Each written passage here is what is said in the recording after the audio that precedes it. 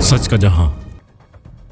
Sector 33F में हक परस्त अरकान असम्बली के तरक्याती फंड से पानी की नई लाइन डालने और दीगर तरक्याती मंसूबे शुरू किए जाने के मौका पर इलाका मकीनों की जानिब से एक पुरवकार इस्तकबालिया तकरीब का इनेकाद किया गया। तकरीब में रुकन सिंध असम्बली नजम मिर्जा, टाउन ऑर्गेनाइजर इखलाक अहमद, टाउन और यूसी के जिम्मेदारान, समाजी रहनुमा यूसुफ पाकिस्तानी और इलाका के मोअज़्ज़िज़ीन ने बड़ी तादाद में शिरकत की। इलाका मकीनों ने पानी की फराहमी और दीगर बुनियादी सहूलियात की फराहमी पर खुशी का इजहार करते हुए हक परस्त रुकन सिंध असम्बली नजम मिर्जा, टाउन ऑर्गेनाइजर इखलाक अहमद और MQM पाकिस्तान का तहे दिल से शुक्रिया अदा किया। ये इक़दामात इलाके की तामीर और तरक्की की जानिब से एक मुस्बत कदम करार दिए गए हैं।